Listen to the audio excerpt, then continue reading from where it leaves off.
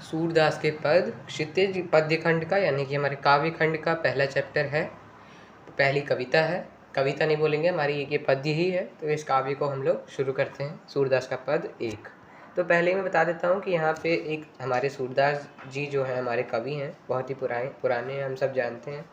तो उनने यहाँ पे इस कविता पे दो चीज़ों के बारे में, दो लोगों के बारे में कविता है। सिंपल से हमें दो लोगों का नाम जानना है। पहला है हमारा कृष्ण जी हैं, दूसरे हैं हमारे उद्धव, और तीसरा है, माफ़ कीजिएगा 3 लोग हैं, और तीसरी हैं हमारी गोपियाँ। तो यहाँ पे उद्धव और हमारी जिनको भ्रमर बोला गया है, जिनको हमारे यहाँ पे एक आगे हम पढ़ेंगे पता चलेगा हमें, और जो हमारी दूसरी हैं गोपियाँ, जो कि काफ़ी ज़्यादा नाराज़ हैं। क्यों? क्योंकि कृष्ण उन्हें छोड़कर मथुरा चले गए हैं, इस वजह से वो काफ़ी ज़्यादा नाराज़ हैं और अपनी यही नाराज़गी, अपना यही दुख वह व्यक्त कर रही हैं किसको?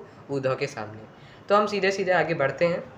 पहले पद पे लिखा है उद्धव तुम हो अति बड़भागी, यानी कि उद्धव को यहाँ पे उद्धव तुम हो अति बड़भागी, यानी कि यह गोपियाँ कह रही हैं उद्धव को कि तुम अति बड़भागी हो, तुम तो बहुत ही भाग्यवान हो। भाग्यवान हो यानी कि तुम तो बहुत लकी हो। क्यों? क्योंकि अपरस रहत स्नेह तगाते, यानी कि तुम उनके प्रेम रूपी धागे में के साथ रहकर भी, बंध कर भी, नाहिन मन अनुरागी, यानी कि तुम उनके साथ रहकर भी उनके प्रेम, अपने उनके स्नेह तगाते, यानी कि स्नेह का तागा, स्नेह का तागा यानी कि प्रेम का तागा, उनके तुम प्रेम के तागे से अछूते रह गए, अपरस रह गए, और नाहिन मन अनुरागी, ना ही तुम्हारा उनके मन उनके प्रेम में लगा, ना ही तुम्हारा मन उनके प्रेम में लगा। ठीक है, समझ आ गया होगा। पहली बात यहाँ पे इम्पॉर्टेंट ये समझा देता हूँ कि यहाँ पे जो हमारी गोपियाँ हैं वह उद्धव पर व्यंग्य कर रही हैं, तुम तो अति बड़भागी हो। अब खुद ही सोचिए कि जब वह कृष्ण के प्रेम में मिले ही नहीं तो वह भाग्यवान कैसे हो गए। तो यहाँ पे वो व्यंग्य कर रही हैं। क्यों? क्योंकि तुम भाग्यवान हो कि तुम कृष्ण प्रेम में नहीं जुड़े। क्यों? क्योंकि भाग्यवान क्यों हो? क्योंकि तुम अपरस यानी कि तुम अछूते रह गए कृष्ण प्रेम के तागे से, और न ही तुम्हारा मन उनके अनुराग में जुड़ा, यानी कि उनसे तुम्हें प्रेम हुआ। पुरैन पात रहत जल भीतर तरस देह न दागी, जौ जल मह तेल की गागरी बूंद न ताको लागी, और प्रीति नदी में पाँव न बोरियो दृष्टि न रूप पर आगी, सूरदास अबला हम भोरी गुर चाटी जो पागी। ये 4 लाइन जो है आपकी बहुत ही इंपॉर्टेंट है, मैं इनको एक एक करके अच्छे से समझा देता हूँ। पुरैन पात यानी कि हमारा होता है कमल की पत्ती। तो कमल की पत्ती रहत जल भीतर, यानी कि वह कमल का पत्ता जो होता है वह जल के भीतर रह के भी उसमें किसी भी तरह का रस नहीं लगता उसके देह में, यानी कि अगर उस कमल के पत्ते को ऊपर निकालो तो तुम्हें कोई भी पानी का छींटा तक उसके ऊपर नहीं दिखेगा, वो नहीं टिक पाता। ज्यों जल महा तेल की गागरी, यानी कि जैसे कि हम जल में तेल की गागरी, तेल से सनी हुई गागरी डालें, गागर डालें, मटका डालें, तो उसमें कोई भी बूंद तो उससे नहीं चिपकती, ना ही उस बूंद में ना ही उस गागरी में, उस मटके में कोई भी बूंद टिकती है। प्रीति नदी में पाँव न बोरियों दृष्टि न रूप पर आ गई, यानी कि प्रेम नदी में तुमने पाँव ही नहीं रखा, यानी कि तुम तो उस प्रेम नदी में पहला कदम ही नहीं बढ़ा पाए, दृष्टि न रूप पर आ गई, और ना ही तुम्हारी दृष्टि यानी कि तुम्हारी आंखें उस प्रेम रूपी नदी की तरफ और उस पर आ गई, यानी कि हमारे कृष्ण की तरफ नहीं गई। ठीक है, आखिरी लाइन हम पढ़ लेते हैं। सूरदास अबला हम भूरी गुर चाटी जो पागी, यानी कि वो बोलती हैं, सूरदास बोलते हैं कि हमारी गोपियाँ बोल रही हैं कि हम तो अबला हैं, हम तो भोली हैं, यानी कि हम तो अकेली महिलाएं हैं, हम तो भोली महिलाएं हैं। गुर चाटी जो पागी, यानी कि उस चींटी की तरह हैं हम, जो कृष्ण के प्रेम रूपी गुड़ में चिपक कर उसी को चाटते चाटते अपना जीवन व्यतीत कर देती हैं और उसी गुड़ में लिपट के मर जाती हैं। ठीक है, अब मैं इन 5 को एक बार समराइज़ कर देता हूँ, फिर हम लोग आगे बढ़ते हैं। या फिर हम लोग ऐसा करते हैं कि पहले हम लोग सारे के सारे स्टैंजास पढ़ लेते हैं, आखिरी में हम लोग समरी पढ़ेंगे, तो हमारे जो कॉन्सेप्ट हो जाएगा वो क्लियर हो जाएगा। ठीक है, अब यहाँ पे देखो ये चित्र भी दिया है जिसमें कि हम देख रहे हैं उद्धव खड़े हैं। देखो उद्धव कौन है, हम इसको यहाँ पे मैं दिखा देता हूँ आपको। ये हमारे उद्धव और ये हमारी सारी की सारी गोपियाँ हैं, ये हमारी जितनी भी हैं ये सारी गोपियाँ हैं। ठीक है, समझ आ गया होगा। देखो उनके मुँह से ही लग रहा है कितनी व्यथित लग रही है, कितनी दुखी लग रही है, वो देखो कैसे खड़ी है। ठीक है, आगे बढ़ते हैं सीधे सीधे दूसरे स्टैंजा की तरफ बढ़ते हैं। हम एक एक स्टैंजा अच्छे से पढ़ते हैं इसको। हाँ, ऐसे पढ़ते हैं क्लोजअप से। ठीक है, अब हम पढ़ते हैं मन की मन ही माज रही, यानी कि अब इतना बोल के वह बोल दी उनने अपने उनने उद्धव को कि कैसे वह भाग्यवान नहीं है, वो बता दिया कि वह कृष्ण रूपी धागे में बंधे ही नहीं, उनसे अछूते रह गए, और कैसे कैसे उन्हें एग्जाम्पल दिए कि कैसे वह प्रेम से नहीं जुड़ पाए। है ना। हमने पढ़ा ना तेल की गागरी वाला और कमल के पत्ते वाला, और उनने अपना पहला कदम ही नहीं बढ़ाया प्रेम की नदी में। ठीक है, ये सब हमने पढ़ा। अब हम लोग पढ़ते हैं कि अब क्या बोलते हैं भैया। इतना सब कुछ हमने व्यंग्य कर दिया उधा के ऊपर। अब वह बोलती हैं कि मन की मन ही माज रही, यानी कि जो हमारे मन में थी वह तो मन में ही रह गई, हम तो कुछ बोल ही नहीं पाए। क्यों कहिए जाई कौन पे उधो नाही परत कही। अब बताइए, उधो से बोलती है वो कि कहिए जाई, कि किससे कहें हम, किससे कहें, कहिए जाई हम कहाँ जाके कहें और किससे कहें, कौन पे कहें, लेकिन यानी कि किस पे कहें उधो, तुम ये बताओ। ना ही परत कही, ना ही परत कही मतलब कि यह किससे कहते भी नहीं बनता, हम किसी से कह भी नहीं सकते हैं। ठीक है। अवधि आधार आस आवन की, यहाँ पे अवधि मतलब जो अवधि भाषा है रामायण वाली वो नहीं है। अवधि मतलब कि होता है समय, तो अवधि आधार यानी कि हमारा अब समय ही आधार है, यानी कि जो हमारा जीवन चल रहा है उसका बस एक समय ही एक आधार बचा है जिससे कि हम अपना जीवन काट रहे हैं। और किस कैसा समय है आधार, क्यों है समय आधार, क्यों, आस आवन की, यानी कि हम आस यानी कि आशा, होप, हम ये आशा लगाए बैठे हैं कि कृष्ण आएंगे, आवन की यानी कि कृष्ण आएंगे। हम दोबारा से समझाता हूँ कि हमारा समय ही आधार बचा है और वह आशा कि कृष्ण आएंगे। तन मन बिथा सही, क्योंकि जो हमारा तन है शरीर है और हमारा मन यानी कि दिमाग मस्तिष्क वह ये बिथा यानी कि व्यथा, और व्यथा का मतलब क्या होता है, दुख। तो हमारे जो तन मन है वह ये दुख सह रहा है। ठीक है, समझ आ गया होगा। अब इन योग संदेशन सुन सुनी, यानी कि अब इन योग संदेश को सुन के, ये एक तुम वर्ड ये याद कर लो, क्योंकि योग संदेश, क्योंकि हमें ये पढ़ना है कि कृष्ण ने योग संदेश भेजा था किन के लिए, गोपियों के लिए, बस इतना याद रखो, बाकी हम लोग पूरा कवर कर लेंगे। ठीक है। तो अब इन योग संदेशन ने सुनी सुनी बिरहीन बिरह दही। अब क्या हो रहा था कि वैसे भी वो समय की आधार था उनका और आस लगाए बैठे थे कि कृष्ण आएंगे, और उनका दुख जो है वो दुख सह रही थी अंदर अपने तन मन में। ठीक है, लेकिन अब क्या होता है, उन्होंने योग संदेश भेज दिया। ये सुन सुनकर बिरहिनी बिरह दही, यानी कि जो उनका विरह था यानी कि दुख था, अब वह विरह दही यानी कि अब वो जल रहा है, मतलब आग में जल रहा है। विरह दही यानी कि और जल रहा है। विरहिनी यानी कि विरह की अग्नि, जो दुख की उनकी अग्नि है वो अब और ज़्यादा जल रही है दुख में। ठीक है। चाहती होती गुहार जताइते उठते धार बही, यानी कि हम चाहती थी कि जहाँ से गुहार आए, यानी कि चाहती होती कि हम चाहती थी गुहारी जिताइते, यानी कि गुहार जिधर से आए, जहाँ से गुहार आनी चाहिए थी, जहाँ से हमने गुहार लगाई थी, जिनके लिए गुहार लगाई थी वहीं से धार बह गई, यानी कि वहीं से उनका कुछ हमारे लिए अच्छा उत्तर नहीं आया, बल्कि उन्हीं की तरफ से धार बह गई, यानी कि उन्हीं ने उल्टा हमें दुख दे दिया। क्या दिया, सूरदास अब धीर धरें क्यों मर्यादा न ली। अब वो बोलती हैं कि इतना सब कुछ होने के बाद जब हम कृष्ण से मिल ही नहीं पाए, कृष्ण ने उल्टा हमें योगी संदेश भेज दिया, और हमने जहाँ से उनको गुहार लगाई थी उन्हीं ने उल्टा हमें योग संदेश का संदेश भेज दिया। तो इस पर क्या बोलती हैं गोपियाँ कि अब धीर क्या धरें, अब हम किस चीज़ का पेशेंस रखें, क्योंकि मर्यादा नहीं ली। क्यों, क्योंकि हमें उधर से ही मर्यादा उनने तोड़ दी, किसने, कृष्ण ने ही मर्यादा लांग दी, तो अब हम भी क्या ही मर्यादा रखें। ठीक है, समझ आ गया होगा। थर्ड पे बढ़ते हैं।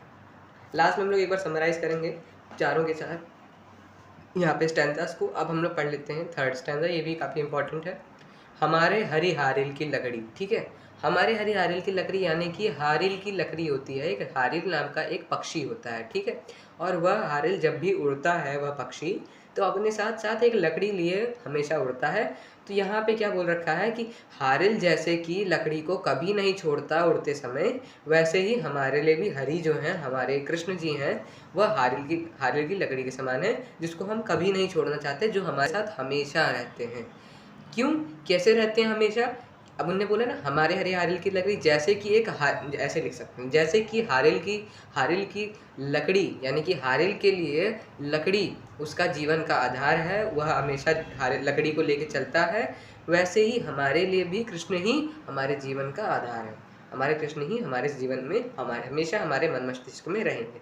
कैसे रहेंगे हमारे साथ हमेशा, मन क्रम वचन नंद नंदन उर, यानी कि मन से क्रम से, यानी कि हम कृष्ण कृष्ण ऐसे क्रम में एकदम जपते हैं ना उनका नाम, तो मन में क्रम में वचन में, यानी कि हमारी वाणी में जो हम बोल रहे हैं, कृष्ण जैसे मैंने बोला कृष्ण हरे कृष्णा, तो ये जैसे हम बोल रहे हैं तो हमारे वचन में है, और नंद नंदन उर, यानी नंद नंदन मतलब कि कृष्ण जी के जो पिता थे उनका नाम नंद था, तो नंद के नंदन, नंद मतलब हो गया कृष्ण के पिता, और नंदन मतलब होता है पुत्र, तो कृष्ण के पिता के पुत्र यानी कि नंद के पुत्र उर, हृदय में यह दृढ़ करी पकड़ी, यानी कि वो बोलते हैं कि मेरे मन में, हमारे क्रम वचन सब में नंद नंदन उर हमारे मेरे दिल में विराजमान है, उर में।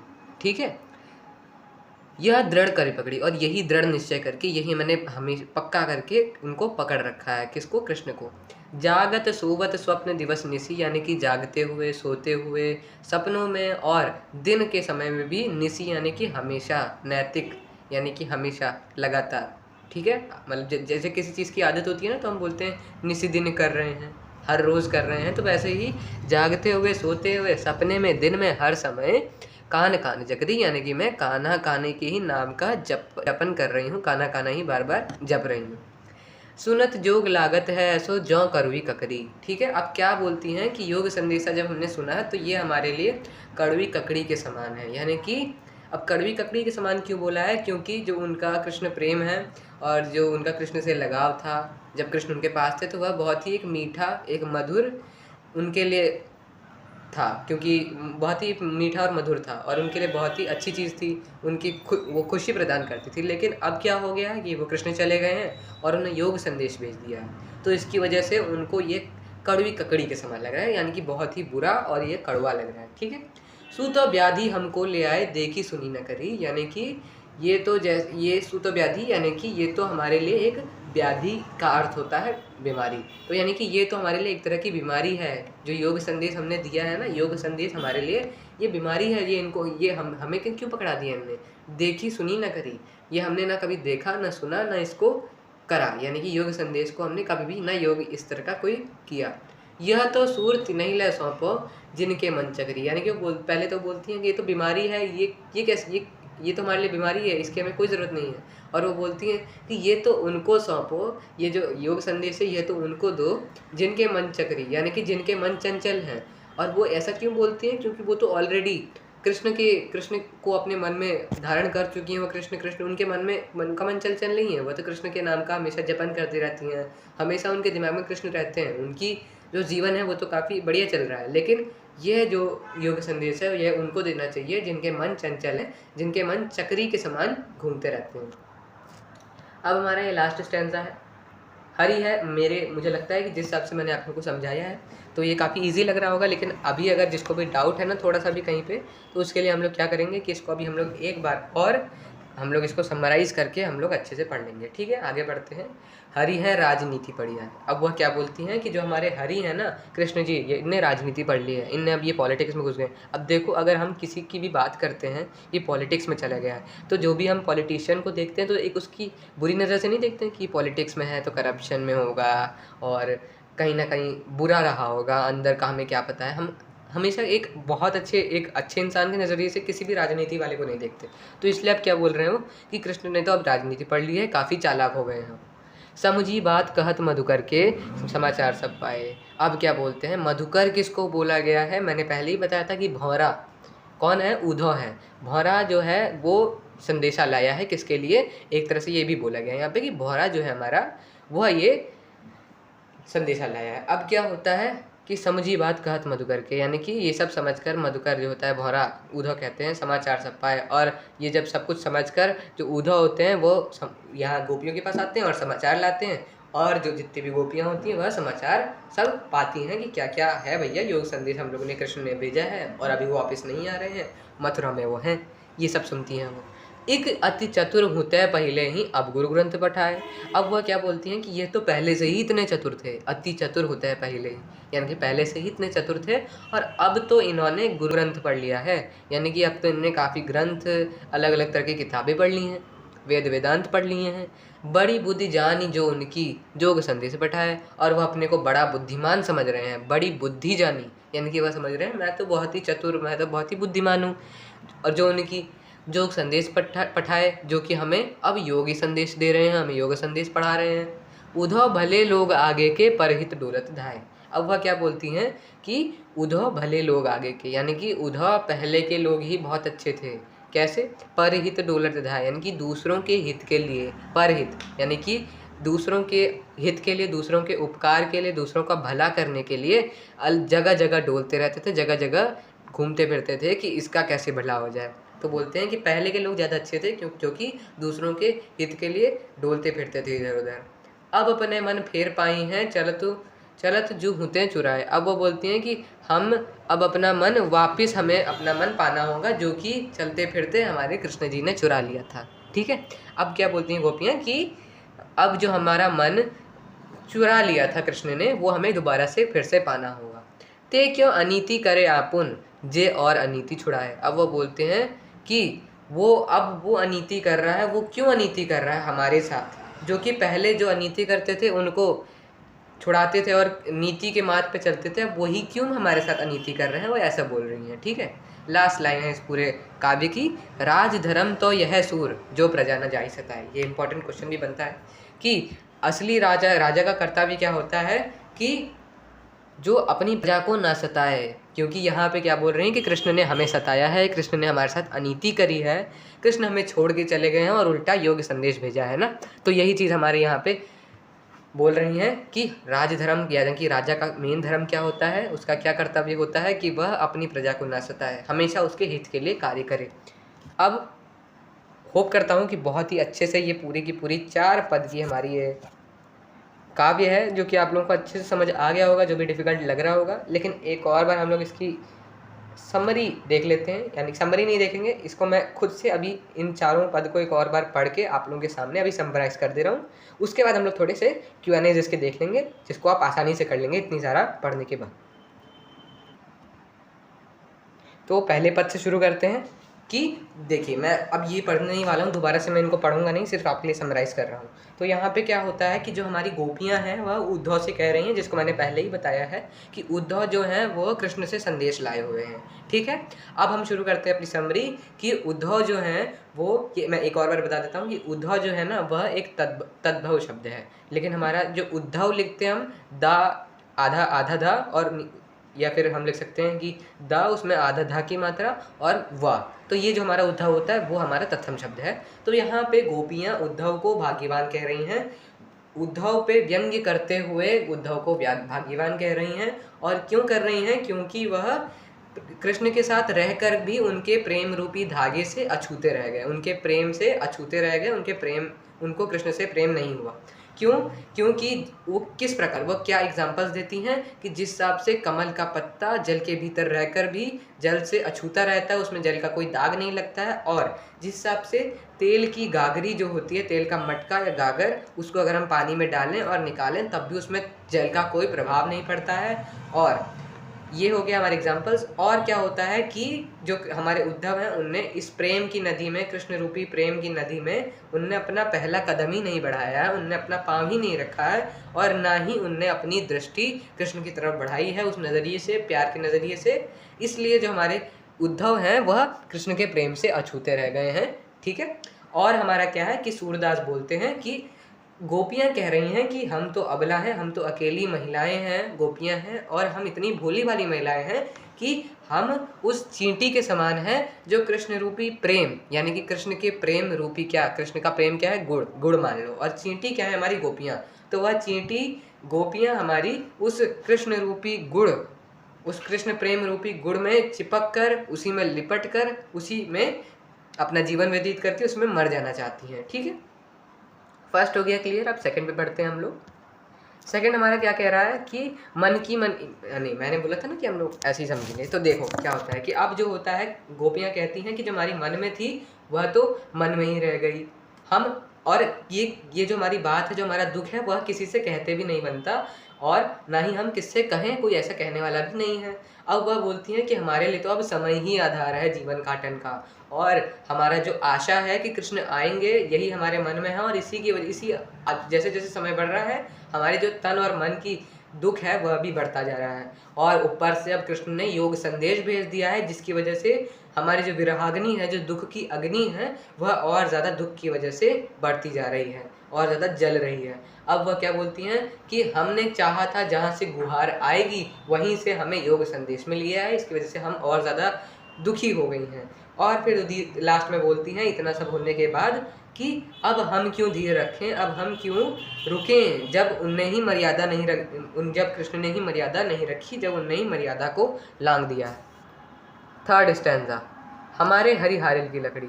अब वह बोलती हैं कि जिस प्रकार हारिल पक्षी जब भी उड़ता है आसमान में कभी भी एक लकड़ी लिए रहता है और उस लकड़ी को नहीं छोड़ता है, उसी प्रकार हमारे कृष्ण भी हमारे जीवन में उस हारिल की लकड़ी के समान है, जिसको हमारे हमेशा मन क्रम वचन में हमेशा हमारे उर में यानी कि हृदय में हमारे स्थापित रहेंगे, विराजमान रहेंगे। और इनको हमने दृढ़ करके यानी कि अपने दृढ़ निश्चय से पकड़ रखा है, जागते हुए, सोते हुए, स्वप्नों में और दिन में हमेशा ही हम कान्हा कान्हा के नाम का जपन करते रहते हैं, जाप करते रहते हैं।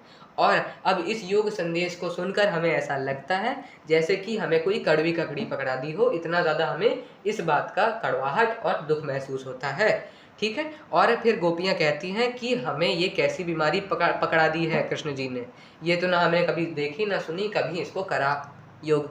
ठीक है, और लास्ट में वह बोलती हैं कि अब ये जो योग संदेश है ना, ये जो बीमारी है, ये उन्हीं लोगों को सौंपो जिनका मन चक्री के समान चलते रहता है, यानी कि जिनका मन स्थिर नहीं है एक जगह पे और डगमग रहता है, जिनका मन चंचल है। लास्ट पैराग्राफ, लास्ट हमारा पद है कि हरि है राजनीति पढ़िया, यानी कि अब जो हमारी गोपियां हैं वह बोलती हैं कि अब तो हमारे हरि बहुत ज़्यादा चतुर हो गए हैं, अब तो वह राजनीति पढ़ के आ गए हैं। अब और क्या बोलती हैं कि पहले से ही इतने चतुर थे, अब तो यह बहुत तरह के ग्रंथ पढ़ाए हैं, गुरु ग्रंथ पढ़ाए हैं और अपने को ज़्यादा बुद्धिमान समझ रहे हैं और हमें योग संदेश भेज दिया है इनने। और वो बोलती हैं कि अब इन पे क्या करती हैं, इन पे कंपैरिजन करके, इन पे थोड़ा सा ताना कस के कृष्ण पे बोलती हैं कि इससे अच्छे तो पहले के लोग थे जो दूसरों के हित के लिए, दूसरों के अच्छे के लिए, भले के लिए अपनी ज़िंदगी को ऐसे ही व्यतीत कर देते थे। अब खुद जगह जगह डोलते फिरते थे, खुद जगह जगह घूमते फिरते थे कि दूसरों का भला हो जाए। और फिर वो क्या बोलती हैं कि अब हमें जो अपना मन जो कृष्ण ने चुरा लिया था, अब हमें वो दोबारा से पाना होगा। और क्या बोलती हैं कि जो खुद अनीति के खिलाफ थे, जो खुद नीति के पथ में चलते थे, खुद नीति को समझते थे और उसी का पालन करते थे, अब वही हमारे साथ अनीति कर रहे हैं, अब हमारे साथ अन्याय कर रहे हैं। और आखिरी में वह बोलती हैं कि राजा का धर्म यह नहीं होता कि वह अपनी प्रजा को सताए, बल्कि राजा का धर्म तो यह होता है कि वह अपनी प्रजा का पालन करे और कभी भी उसको कष्ट ना पहुंचने दे। अब मुझे ऐसा लगता है कि काफ़ी मैंने सिंपली इसको समझा दिया है और हम लोगों ने सिर्फ 22 मिनट में इस चैप्टर को बहुत ही अच्छे से बाय हार्ट एक्सप्लेनेशन इसका समझ लिया है। तो अब हम लोग सीधे, मेरे हिसाब से हम लोग को बढ़ना चाहिए क्वेश्चन आंसर्स में, जिसमें अब तुम लोग को खुद ही यहाँ पे क्वेश्चन बनाने में कोई डाउट नहीं आएगा। प्रश्न अभ्यास एक बार का देख लेते हैं। गोपियों द्वारा उद्धव को भाग्यवान कहने में क्या व्यंग्य निहित है? मैंने पहले ही बोला, आपको समझा दिया था अच्छे से। तो यहाँ पे गोपियाँ उद्धव पर व्यंग्य करते हुए उनको भाग्यवान कहती हैं, क्योंकि वह कृष्ण के साथ इतने अरसे तक, इतने समय तक रहकर भी उनके कृष्ण के प्रेम से अछूते रह गए। इनके आप अगर ये 5 मार्क्स का या फिर 3 मार्क्स का क्वेश्चन आता है तो आप और ज़्यादा एक्सप्लेन कर देंगे, नहीं तो अगर ये 1-2 मार्क्स का आता है तो इतना काफ़ी है। और अगर 3-4 मार्क्स का क्वेश्चन है तो हम ऐसे लिखेंगे, उसमें और आगे हम लिख देंगे कि प्रेम रूपी धागे से अछूते रह गए, और हम फिर एग्जाम्पल्स दे देंगे कि क्या क्या कहती हैं गोपियाँ, कि कमल के पत्ते के समान है और गागरी के समान है, उनने अपना पहला कदम ही नहीं बढ़ाया प्रेम रूपी नदी में। ऐसे उद्धव के व्यवहार की तुलना किस किस से की गई है? उद्धव के व्यवहार की तुलना अब यहाँ पे ही आ जाएगा कि उस प्रेम रूपी तेल की गागरी के समान की गई है और उस कमल के पत्ते के समान की गई है, और प्रेम नदी में उन्होंने अपना पहला ही कदम ही नहीं बढ़ाया और वो अछूते रह गए उस प्रेम रूपी तागे से। ठीक है, ये हो गया हमारा। अब थर्ड क्वेश्चन बहुत ही ईजी लग रहा होगा, मुझे ऐसा लगता है। थर्ड क्वेश्चन है हमारा, गोपियों ने किन किन उदाहरणों के माध्यम से उद्धव को उलाहने दिए हैं? यानी कि हमें यहाँ पे वह उदाहरण बताने हैं कि जिनसे हमें पता चलता है कि गोपियाँ काफ़ी ज़्यादा दुखी थी, उनको काफ़ी ज़्यादा ये बुरा लग रहा था कि कृष्ण जिस हिसाब से उनको छोड़कर चले गए हैं। तो ये हमारे उलाहने हैं, उनको हम बता देंगे। जैसे कि हम पहला ये बता देंगे कि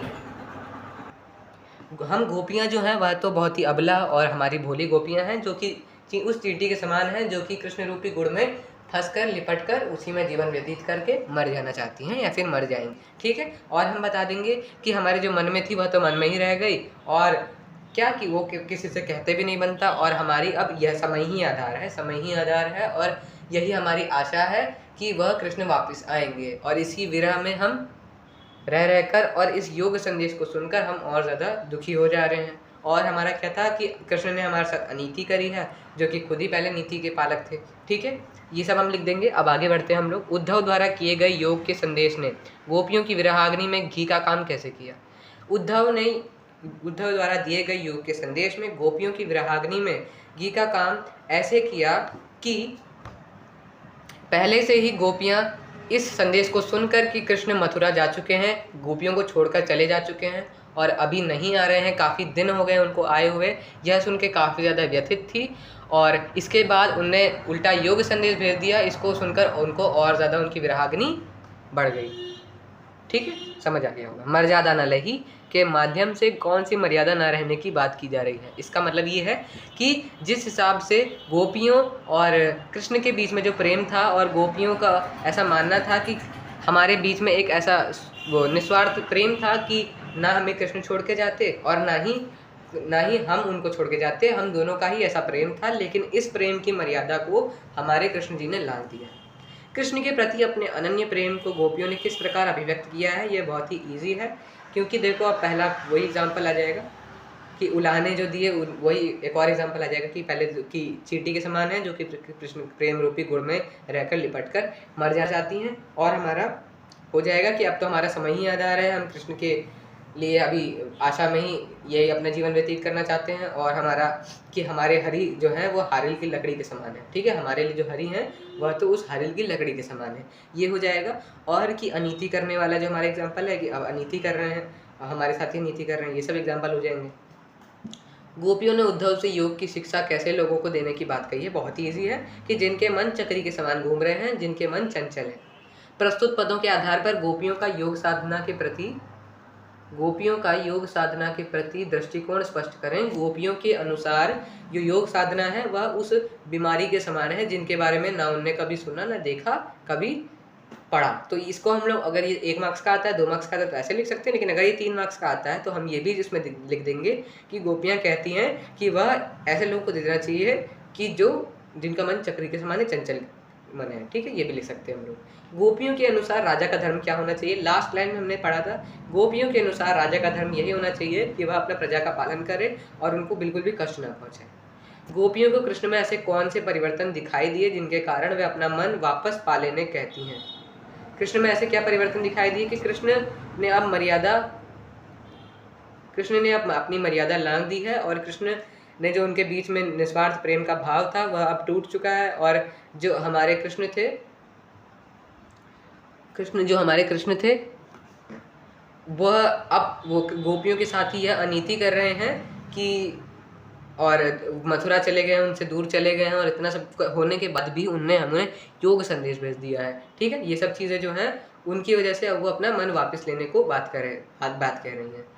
गोपियों ने अपने वाक चातुर्य के आधार पर ज्ञानी उद्धव को परास्त कर दिया। उनके वाक चातुर्य की विशेषता बताएं। वाक चातुर्य मतलब, वाक मतलब जो हम बोलते हैं, हमारे शब्द होते हैं, हमारे सेंटेंस होते हैं, वाक्य होते हैं, ये सब जितने भी हमारे जैसे बोलते हैं हमारी वाणी। और चातुर्य नाने की चालाकी, तो उनने बोलने की चालाकी से किस हिसाब से उद्धव को परास्त कर दिया, इसकी कुछ विशेषताएं बताएं। हम ये लिख सकते हैं कि पहले तो उन्होंने व्यंग किया उद्धव पर कि उनको भाग्यवान कह के, और उसके बाद उनने खुद राजा का धर्म उनको सिखाने के लिए बोला और उन्हें जिस हिसाब से अपना दुख व्यक्त किया ये बता देंगे, और जिस हिसाब से उन्होंने मर्यादा लांघने की बात करी, ये सब चीज़ें हम उनकी विशेषताएं बता देंगे। ठीक है, अब आखिरी बढ़ते हैं, क्या है? संकलित पदों को ध्यान में रखते हुए सूर्य के भ्रमर गीत की मुख्य विशेषताएं बताइए। मेरे हिसाब से ये क्वेश्चन उतना इंपॉर्टेंट नहीं है, तब भी अगर हम थोड़ा सा इसको हम पढ़ें तो हमें यही पता चलेगा कि देखिए, पहली बात तो उन्होंने कहीं पे जो उनने उपमाएं दी हैं कई सारी, जैसे कि हमने पहले शुरू में पढ़ा कि जिस हिसाब से उन्होंने व्यवहार की तुलना करी है, किसके व्यवहार की तुलना करी है? उद्धव के व्यवहार की तुलना करी, जो कि प्रेम में नहीं लिपट पाए उनके, और जिस हिसाब से उन्होंने वो उनका दुख व्यक्त किया है गोपियों का, ये सब विशेषताएं हो जाएंगी जिन पे हमें उतना इम्पोर्टेंस नहीं देनी है। बाकी जो नीचे की रचना और अभिव्यक्ति के क्वेश्चन हैं ये उतने इम्पोर्टेंट नहीं होते हैं, लेकिन तब भी हमारा पूरा चैप्टर इंपॉर्टेंट होते हैं सीबीएसई के, तो इसलिए आप लोग एक बार इन क्वेश्चंस को प्रैक्टिस कर लीजिएगा। बाकी मुझे नहीं लगता कि इसमें कोई अब डाउट बचा होगा।